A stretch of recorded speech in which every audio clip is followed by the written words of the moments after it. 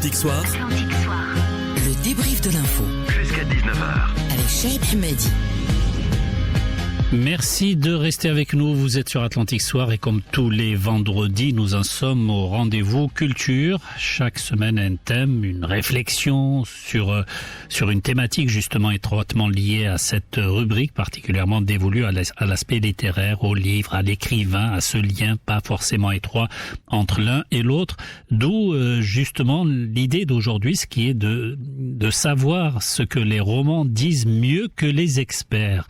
Comme chaque vendredi, donc, nous soulevons cette fois-ci cette question avec Reda Almerini, écrivain, romancier, essayiste, consultant culturel. Reda Almerini, bonsoir. Bonsoir, Chaïb. Vous nous proposez aujourd'hui une idée quand même assez singulière, il faut le dire, avec une pointe de provocation. Vous prétendez que les romans en diraient plus que les experts. Développez-nous un peu ce point de vue assez étonnant, il faut le dire. Eh bien, tout simplement parce que les experts, ils oublient souvent ce justement ce qui fait l'objet des romans, c'est-à-dire l'essentiel. Les chiffres, ils nous informent, mais les romans, ils nous transforment. Exemple, un expert va vous dire, il y a eu 12 000 déplacés dans cette région. Mais un romancier, lui, il va vous parler de cette mère qui serre contre elle la photo d'un fils perdu. Et soudain, vous comprenez que déplacer, ce que vraiment déplacer veut dire. Mais la fiction, c'est l'imagination sans limite. Elle frôle souvent la vision. Et c'est logique de faire dire un peu ce qu'on veut à la fiction, d'où le but de cette fiction. Est-ce qu'il n'a pas, après tout, un caractère fictif? C'est ça l'objectif à atteindre. C'est une illusion, mon cher Chaïb. Les bons romans ne fuient pas la réalité. Au contraire, ils la prennent à bras le corps. Ils en révèlent la profondeur, les fissures, les ombres. La fiction, c'est un détour pour dire la vérité. Pas celle des bilans, celle des experts, mais celle des silences, de ce qui n'est pas dit. Le roman voit ce qui ne se dit pas.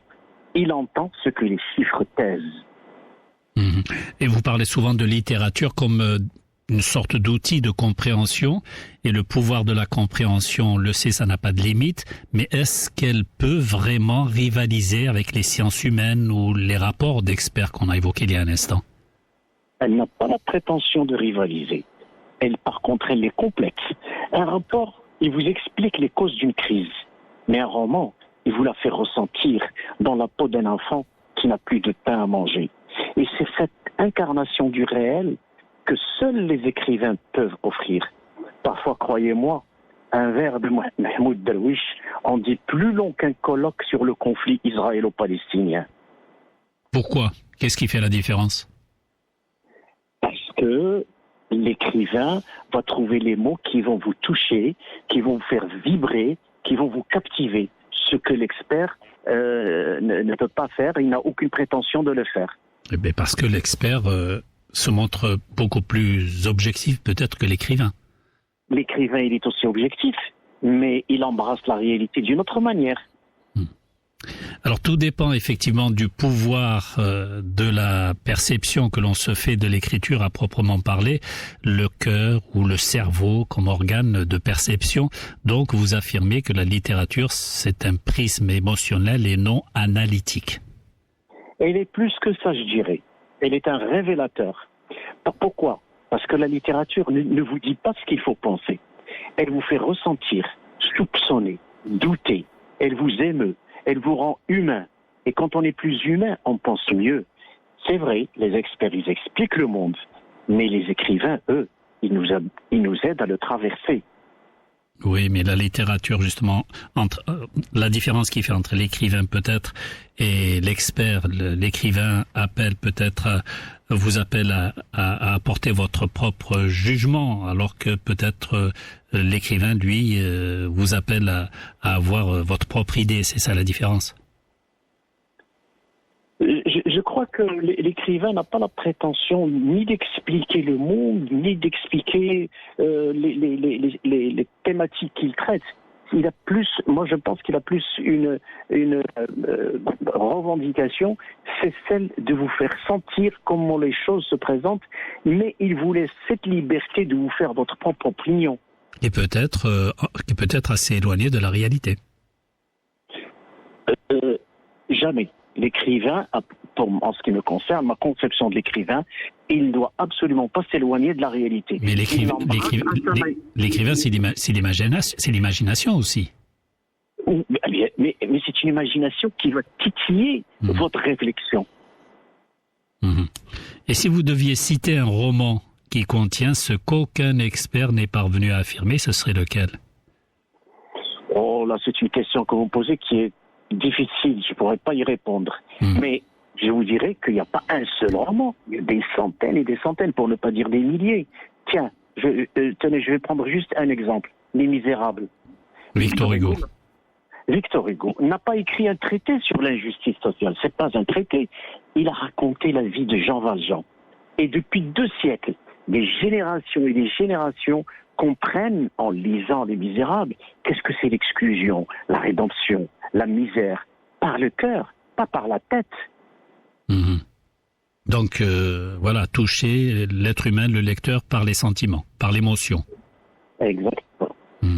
C'est curieux tout de même comme assertion, quand on sait que l'essence même d'un roman, c'est de romancer, si je peux me permettre cette formulation. Vous nous dites que les romans sont aussi une autre forme d'expertise. Oui, c'est une expertise. Un romancier est un expert du sensible, de l'humain, de l'âme. Les écrivains nous parlent à la part de nous, ils parlent de cette part de nous que les tableurs ne peuvent jamais toucher. Et parfois, dans une époque comme la nôtre, qui est saturée de discours techniques, un peu de poésie et de la plus haute forme de lucidité. Oui, mais on s'éloigne toujours un peu de la réalité. Mais jamais de la vie. Je maintiens, un écrivain est beaucoup plus proche du réel parce qu'il vous le fait sentir par vos fibres. Beaucoup plus que par vos... Et il laisse le soin à votre cervelle après de mettre de l'ordre, de mettre du rationnel. Alors qu'un expert est beaucoup plus froid, peut-être dans son jugement, dans sa façon de rapporter un événement. Et peut-être qu'il ne vous touchera pas. Peut-être que vous resterez insensible à propos de l'expert. Peut-être. Est-ce que l'écrivain est fâché avec les chiffres?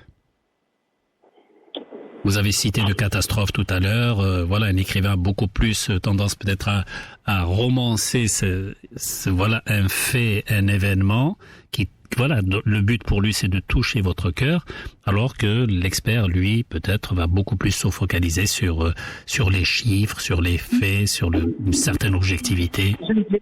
Non, je ne dirais pas que l'écrivain est fâché avec le chiffre. Ce n'est pas ça. L'écrivain peut très bien appréhender les chiffres, mais à travers d'autres prismes de lecture que ceux de l'expert. À chacun sa spécialité. L'expert, l'expert, il est expert dans la manipulation des chiffres, dans leur utilisation, dans leur présentation, à travers des tableaux Excel, à travers des diaporamas. Par contre, l'écrivain, c'est à travers les mots. Et en essayant d'essayer de parvenir à votre sensibilité plus qu'à votre cerveau. Vous situez dans quel camp le travail journalistique, littéraire ou expertise? Oh, ça c'est une question piège. C'est une question piège. Comme vous en avez l'expertise, je dis. Non, moi je préfère laisser les journalistes tranquilles. Moi je m'intéresse aux experts et aux romanciers. Et j'essaie de faire la différence entre les deux. Un jour, peut-être vous nous écrirez peut-être un roman sur le journalisme avec beaucoup d'expertise. Probablement, mais parce que j'ai beaucoup d'appréciation et d'admiration pour ce métier et pour sa vocation. Alors, ce qui voudrait dire que le roman peut servir aussi de guide et influencer les décisions politiques ou les politiques publiques d'une manière générale. Absolument. L'émotion, elle peut être un moteur d'action. Tenez, je vous donne un exemple. La case de l'oncle Tom. Ce roman, il a réveillé les consciences américaines sur l'esclavage bien avant que les lois ne bougent. Quand un roman touche juste, il peut faire basculer une opinion publique et parfois même une décision politique. Là, je vous donne quand même une part de raison. Je m'explique. Les images que l'on voit à la télévision ont beaucoup plus tendance à toucher nos cœurs que nos esprits. On voit ce qui se passe par exemple en Palestine occupée. C'est vrai que les images sont fortes et là ça nous parle dans notre fort intérieur. C'est là qu'on voit que peut-être l'image c'est l'aspect littéraire, c'est l'aspect émotion, c'est l'aspect qui touche le plus par rapport peut-être aux commentaires qui peut être fait toujours sur la même situation dans la presse écrite où l'on voit là beaucoup plus d'expertise. Écoutez, qu'est-ce qu'il fait un écrivain? En fait, il vous envoie des images à sa manière. Alors le public le plus proche de ce type d'écriture, ce sont bien souvent les jeunes, mais cette catégorie, on le sait, lit de moins en moins. Quelle en est la raison? Est-ce que c'est la perte aussi du pouvoir de la fiction? Écoutez, c'est vrai, on lit moins. Ne me demandez pas les raisons parce que ça va faire l'objet toute une émission. Mais je me contente simplement pour vous dire que ce n'est pas une catastrophe et que ce n'est pas irrémédiable. Des fois, il suffit d'un bon professeur, d'un bon livre, d'une étincelle pour rallumer le feu.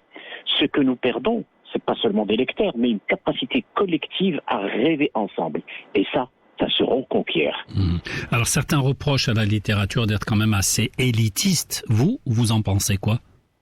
Non, elle n'est pas élitiste. Ce sont les circuits de diffusion qui le sont. Pourquoi? Un roman peut parler à tout le monde, mais du moment qu'il parvient. Le vrai défi n'est pas de simplifier les livres, c'est de simplifier la distribution. Il faut faire en sorte pour que les livres parviennent aux mains de tout le monde. Alors il nous reste 2 minutes. Si vous deviez résumer en une phrase ce que le roman, qui donne plein pouvoir, on l'a dit, à l'imagination, apporte plus qu'un rapport rigoureux d'experts, ce serait quelle phrase? Un rapport, il vous dit ce qui est. Un roman, il vous fait ressentir ce que cela fait. Et parfois, dans ce mot « ressentir », c'est là-dedans que naît la vraie compréhension des choses. Donc c'est en fait, on revient toujours à cette espèce d'adversité entre, j'allais dire, le cœur et la raison. Si vous voulez. C'est une façon de mener notre entretien. Le cœur et la raison. C'est ça quand même, finalement. On revient, c'est le dernier mot en fait. On revient sur ce constat. Ce sont 2 chemins pour parvenir à la réalité et à la vérité. Il est 18h59. Merci beaucoup Célédan Merini pour cette intervention. Je rappelle que vous êtes écrivain, romancier, essayiste et consultant culturel et que vous êtes l'auteur déjà de nombreux ouvrages, entre autres celui qui est titré Tant que je peux te dire je t'aime et un autre aussi, Aux portes des étoiles. Merci beaucoup pour vos explications pour cette rubrique et merci à Adil Rami pour la partie technique de notre rendez-vous. Bonne soirée à vous tous, excellent Eid al-Adha. Et tout de suite, l'actualité, le retour de l'actualité avec Khadija Jaber. Atlantique Soir, le débrief de l'info. Jusqu'à 19h.